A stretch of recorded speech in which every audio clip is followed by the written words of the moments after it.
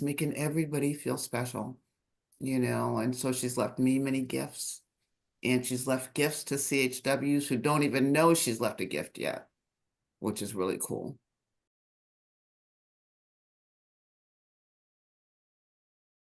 Every time Bella would have, I would send a clip of it to Naomi or send her a picture.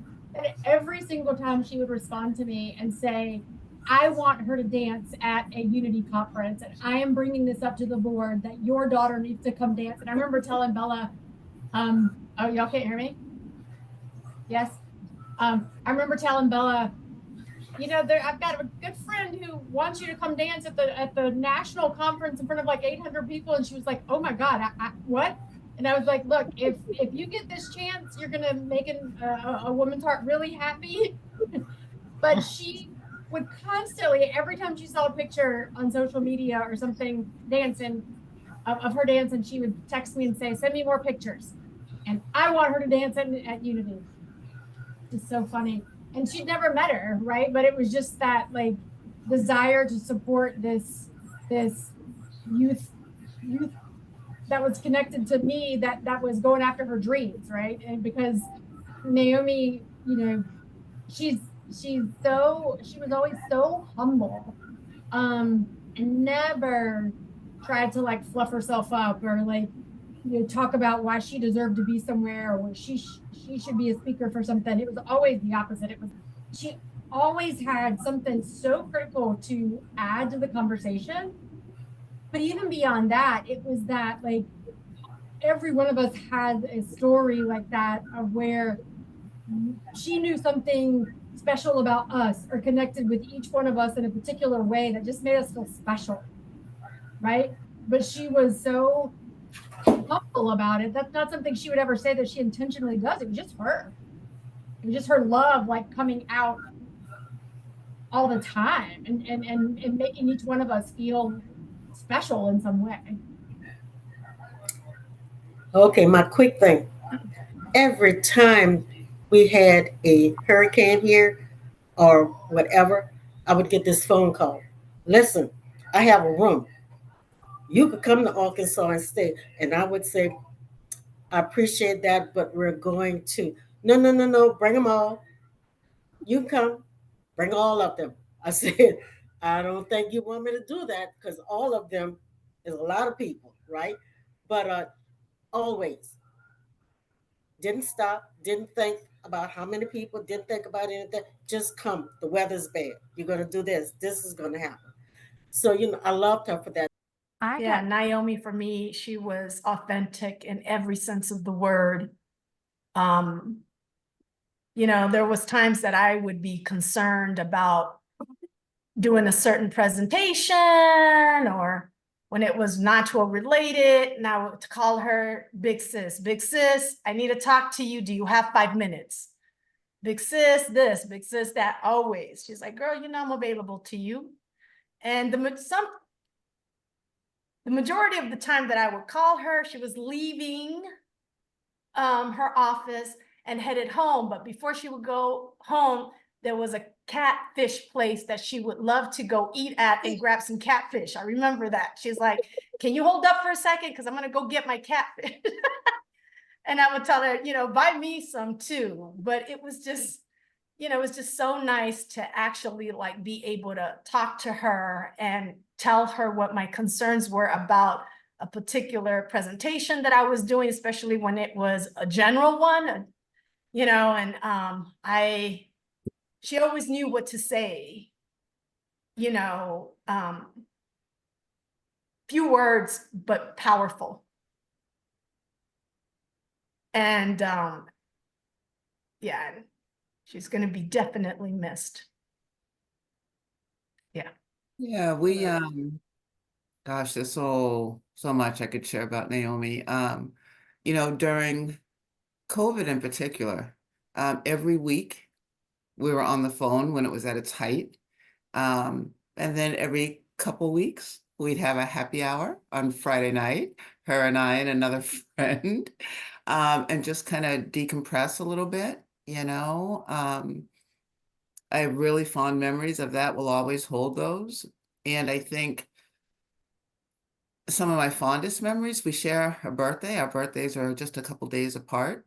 And so, every year for the past many, many years, Darrell and I have been going down to Helena to see her in her own space, right? And help her and her team distribute food to community members. It's a really, really poor area. But she always made sure during that time that she would stop, have one of her staff members bring in a birthday cake. We would sing happy birthday and just really have a great time together. I think she has left me so many gifts. Some I don't want to share with folks, so I'll keep them to myself. But I think, one of the things that I hope, NACHW members, and in particular our new board members, when they come in, remember, is that the reason we have this whole induction ceremony is because Naomi was insistent. She was insistent that when people came and joined the board, that we really and truly celebrated them. And it wasn't just welcome to the board, congratulations. She wanted this whole ceremony where they do a pledge and they all had sashes. And I think they had candles many years, And so I think that's a gift that she will leave the NACHW board forever, right? And I hope that ceremony continues, because I know, having spoken to some of the board members that came in, once we began having elections, how special that made them feel. And that was just Naomi's business, making everybody feel special, and so she's left me many gifts, and she's left gifts to CHWs who don't even know she's left a gift yet, which is really cool. And she was so adamant, Lisa Renee, do you remember That's- that? About wanting it perfect. They had And with that rehearsal. trumpet player. Remember the trumpet player we were trying Right, to that's what I get? was gonna say, yeah. The She was talking trumpet about, player, it was we're gonna have a trumpet hilarious. player. I remember having conversations with her as the former past chair of NACHW. And she was like, Wandy, I want a trumpet. And I said, well, how about, if we can actually, get, something that sounds like, no, it has to be a trumpet player. We're not going to get, if I don't have a trumpet player, we're not going to have anything at all. And I would be like, okay, we're going to look for a trumpet player. It was just so great. I mean, she wanted everything perfect. She's like, we're bringing people into our house. We need to celebrate them. And yeah, it was just beautiful. I remember having that conversation with that trumpet. Lovely, lovely. Yeah. I And know the only, early. Go ahead, go ahead. Mona. Oh, the only thing I want to say is, Naomi, as all of us have said, was just a very dear and special person in our lives. I can remember meeting her the very first day. And I really, met her and I thought, oh, she's like an auntie. We have aunties in our family. We sat down to eat at lunch and we kept talking and talking and talking. All, how we talk and asking questions, and I was answering them. So I walked away from that experience like, okay, this is somebody that I know doesn't really know me, but she knows me. And I just couldn't believe it. And I think at that time, my husband was going to pick me up or something and take me back to the hotel. And I was like, I want to just stay here for a little while longer. He's like, let's go. You've got to go now. I was like, no, I want to stay. And I say that because just her spirit never wanted to leave her presence, because it was always something just, are you around those people that you don't want to leave them? You want to stay in their presence and you want to keep talking or just sit. And so for me, that's the way it was. And I remember when I found out that she was my sorority sister, which I did not know until she dangled her bracelet in front of me. And I said, are you? And she's like, yes, I am. And that's the she moved that head. But I have to say that even that bonded me tighter to her. And for me, I just want to say that we had opportunity. When I found out she would get on her phone, I would send her little things from my church service because I sing and I do other things. And so I would send her some of the sermons and she would text back and say, oh, this encouraged me. But I just have to say that that's my auntie. I feel like she's my auntie. And I want to make sure that I put this red flower up for her Right. because this is something that we would do. And I just want to say that I love her and I will always love her. And I love each and every one of you also. And that's it.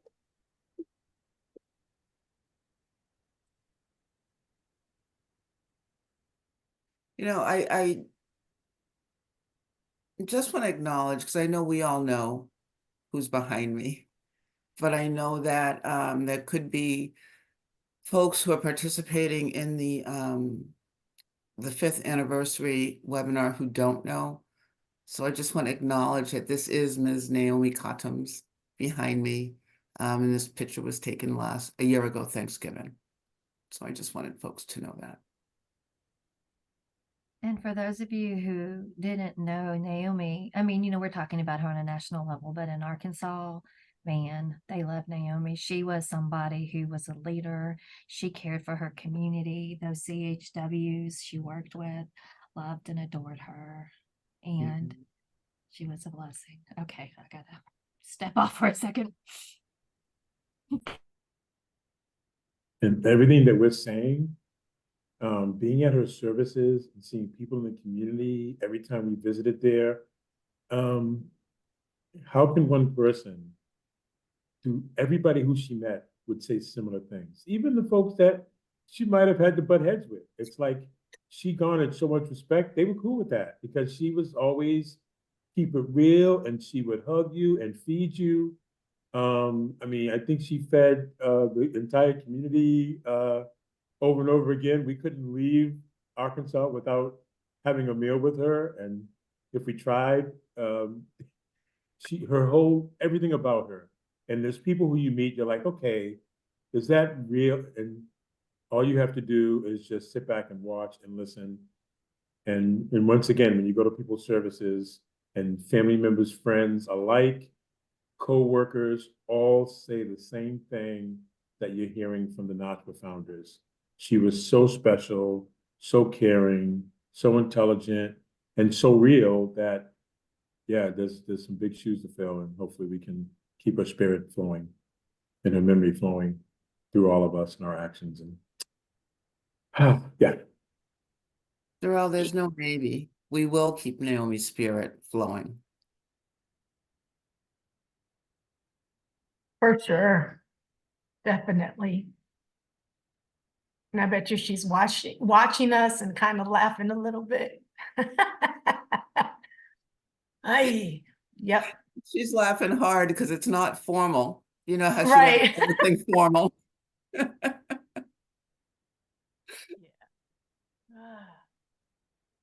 It's true. She guides me every day.